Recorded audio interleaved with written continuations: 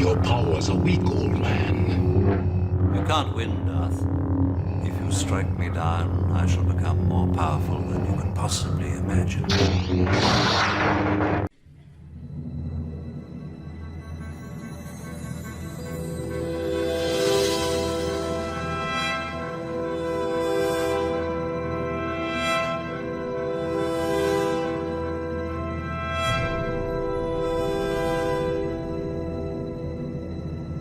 All right, my more brothers, let me get this out of the way.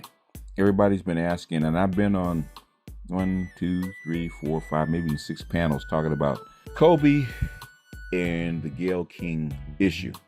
So let's start with just Gayle King interviewing Lisa Leslie. Now, the white media, especially the white feminist media, have been going in on Kobe from the day that his helicopter crashed, talking about his legacy as a rapist, or going on trial for a rape or a sexual assault, wherever you want to put it. Now, they always gloss over the details, like the so-called victim was a victim, and that the case never went to trial because the prosecutors say that she refused to testify, which is probably a lie, but a convenient one. But the fact is that the white female feminists were actually using this as an icon to actually put rape culture out there and advance more Me Too stuff, right?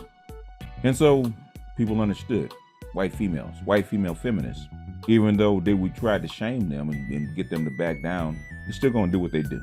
And most guys are actually shocked that all these people come out of the woodwork after a man dies.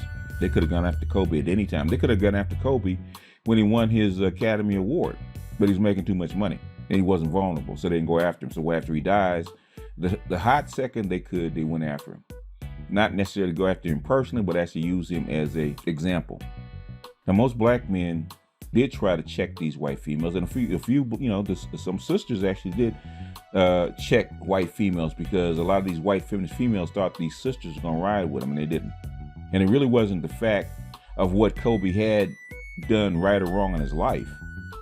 I don't think anybody was actually saying whether Kobe could be examined about what he did in his life. But 9 people died in a tragic accident, including his daughter and several other people, right? And all black people, especially black men, are asking for is, hey, have some modicum of respect. Don't go on this campaign attacking somebody's character within hours after he's dead. And it hadn't even been recovered. Or you're peeing on his grave that hasn't even been dug yet, including some sisters. And I suppose CBS and Gayle King wanted to get sympathy or some kind of agreement with the white feminist power structure, which is now vying for political power, right? They want to get some kind of sympathy or sympathy points for them. So you get Gayle King, Oprah's friend, who's a black woman, who's interviewing a black woman, one of Kobe's closest friends, Lisa Leslie, about her memories of Kobe. And at the very end, she puts up a gotcha question about Kobe's so-called rape allegations. And even when Lisa Leslie says that's not the Kobe she knew, she didn't see it, Gayle kept pressing and said she wouldn't see it. And Lisa Leslie, the case was dismissed, which it was. Well, the case was only dismissed because the victim, quote unquote, refused to testify. Now, Gayle knows good and well why the victim, quote unquote, refused to testify. Because she was already compromised. One, her rape kit had foreign semen in her, foreign DNA in her that didn't match Kobe or his entourage.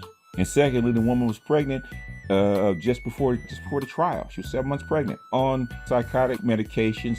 Plus, she was seeing a psychiatrist. Kobe's attorneys would have ripped her to shreds if she had. They had no case. And for 17 years, that's where it left. There was no case until the man dies. And all of a sudden, 2 hours after he dies, all of a sudden it's a case. And Gayle King and CBS are trying to proffer that allegiance with the white feminist power structure. That's all it was.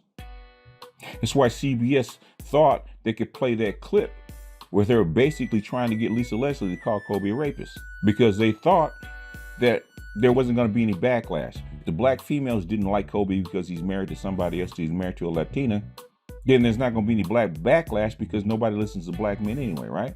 They thought it was safe for Gayle to throw that gotcha at the end of Lisa Leslie's interview Shout out to Lisa Leslie for standing firm and representing and not bending, because she thought that you just a dumb jock and you couldn't think your way out of a box, and she had you, and you did it with class and elegance, and I appreciate that. Morningside, hoorah.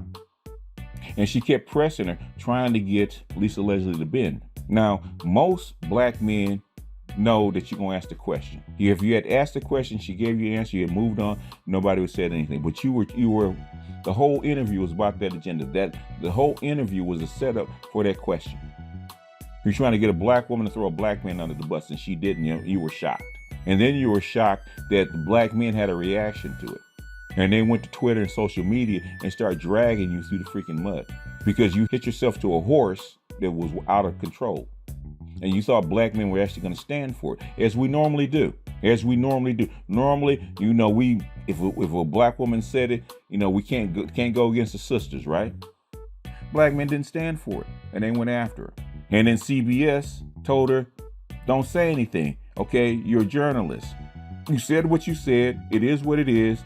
Some people are going to like it. A lot of people are going to hate it. And the thing is, if you make a misstep, that's part of the game, right? The game is the game.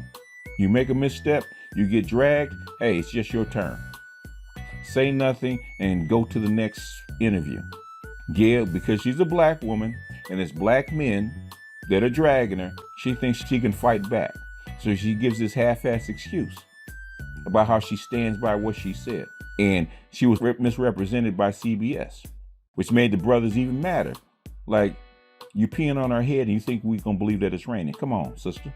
Now, some other people, other black men chimed in. They didn't go in as hard, right? They were diplomatic. They explained the situation. They logically debunked Gayle's theory of what she had done. They poo-pooed her. They slapped her on the wrist, and they kept going. Snoop, basically Kobe's family to Snoop. Kobe and Snoop are like brothers. He's a little brother to Snoop. And everybody knows who Snoop is. Snoop has never backed off of who and what he was. Snoop is an LBC Crip, born and raised. And he reacted just like an LBC Crip would. Now, did he go overboard? Maybe. But the thing is that the black gynocracy thought that black men are not supposed to have an opinion. We're supposed to take it, just like we took it when Bill Cosby went to prison. Just like we took it when OJ got drugged. Just like we took it when they went after R. Kelly. Just like we took it when they went after Michael Jackson. We're supposed to be able to get drugged. You talk about us, you blame things on us, and we're supposed to sit back, lay back, and take it, because we always have. And for once, black men stood up and say, hey, no, this is a bridge too far.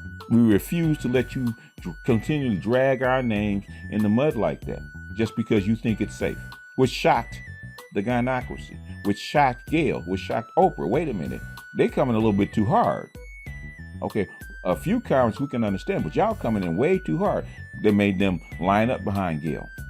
So now the black intelligentsia, the minions of the gynocracies have to line up behind the queens and protect them. And the heat got so hot that Gayle had to appeal to a higher power. She went as close to Caesar as she could. She went to the former national security advisor under Obama, as high as she can, the actual intelligence apparatus. And I always wondered why Susan Rice would weigh in on this. What's Susan Rice's agenda? Why would somebody in her position, and people think that because she's out of office, that she's not in position? Trust and believe, they're never out of position. Why she would weigh in on social media against Snoop Dogg over a journalist making a misstep. Come to find out, her and Gayle are friends and been friends. They grew up together. They've come from the same neighborhood. They have the same connections. So Gayle, because she's so distraught about the flack that she getting, because Gayle's never got flamed like this before. She's never felt this heat. So she thought she could actually do what she did, which was disrespectful, which was offensive to black men, because she thought black men would take it just like black men have been taking it from Oprah for the last 30 years. And when black men stood up on their 2 feet and grabbed their balls and said no more, all of a sudden black women got upset. Just like what Uncle Luke said, what he said about Kamala Harris, and he was told to mind his own business because black men's opinions are not valued in the gynocracy. And black men stood up and told them what they thought about it.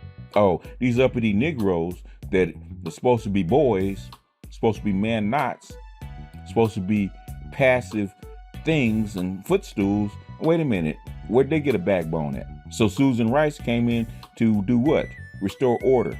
The Jem'Hadar are getting out of line. And the Vorta that you assign to these Jem'Hadar are not doing their job. They're not following orders.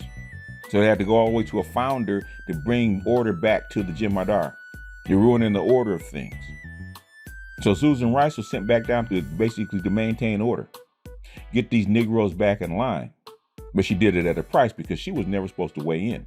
And Gayle was never supposed to rile up the minions, as they think that we are, and make them do it. So now the whole network has to come out and try to quell this disturbance. Get these dudes back in order. We got things to do. We got political power to gain.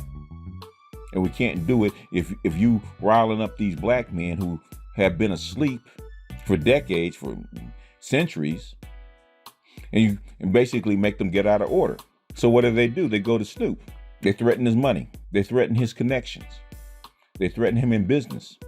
You will never work in this town again unless you apologize. And the first one he gave was a half apology. You can tell he didn't want to do it. Everybody knows he didn't want to do it. He gave a half apology. He walked it back as per directions from them phone calls he was getting. But that wasn't good enough. We need an apology, sir. If you value your legacy, we need an apology from you. Unless you want to be like, you want to join R. Kelly and Bill Cosby wearing stripes. Snoop's not stupid. Snoop's worth over $100 million. Snoop has a legacy. Snoop has kids. Snoop has a family. Some heat you can take and some heat you can't. On the streets, he can take a few bullets flying at him. He's born to do that. But there's heat that you can't take. Heat that you can't put up with because it's threatening all the other stuff around you because they maintain the structure that you built your wealth on. And they can allow you to have it or they can take it away. And that was what was proposed to him, which is nothing that I didn't know was going to happen already. And like my partner on another channel, I'm not going to mention his name here because, he's my brother and certain people can put two and two together, but he stuck his neck out and I'm not going to allow people to chop it off. We knew with 3, 2, 1, here comes the apology because the phone call is going to come. And that's not good enough. Okay, we're going to threaten more of that stuff. Okay, what about your taxes? What about your taxes? What about the IRS? Snoop had to bend the knee. Snoop's not stupid. Snoop had to protect his legacy. He did what he did. Well, what wasn't supposed to happen is this whole network wasn't supposed to be exposed. Now they're exposed. We know who they are. So Snoop, we might not like him walking it back, even though we knew he was going to walk it back. But at the end of the day, he did us a favor. He did us a favor. He let us know what the network was, who's running it, and who's at the top. And it ain't black men. He exposed the gynocracy all the way up to the top. Was it foolish for him to expose himself, Snoop to expose himself like that, to put his neck out on the line like that for it to be chopped off or potentially chopped off? I don't think he was thinking at the time. I think he was reacting to somebody coming after his friend. Just like Susan Rice protected her friend, Snoop was protecting his. The only thing is she's got the high card and he doesn't. Gayle King threw down her high card. She can't do it again. And I doubt she's going to touch these kind of subjects again. Because every time she does an interview, every time she talks about a black man, her or Oprah, all the other white guys are going to come up. And Kobe's name will come up. It's already out there. It's already out there. So now we know. They can't say there's no such thing as a gynocracy. You just saw the might and power of the gynocracy backed up by a white patriarchy. You just saw it. You can't hide it anymore. You can't deny it anymore. So now that you can't deny it anymore, it's in your face. Black man, what are you going to do? What are you going to do? I'm just saying.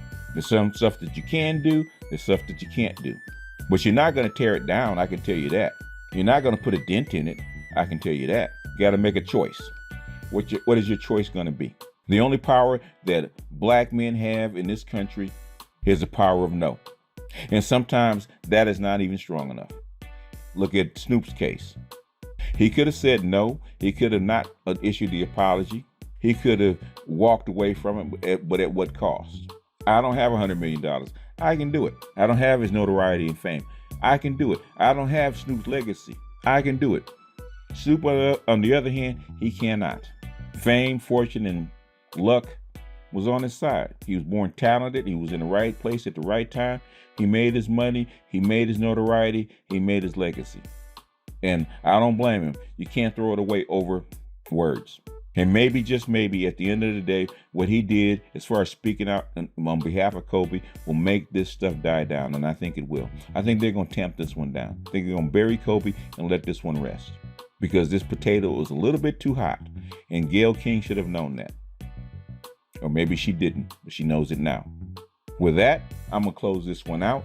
Everybody's been asking for this one. I hope this is satisfactory. I was going to include some sound, but I thought better of it because it's one thing if it's my neck, it's another thing if it's somebody else's.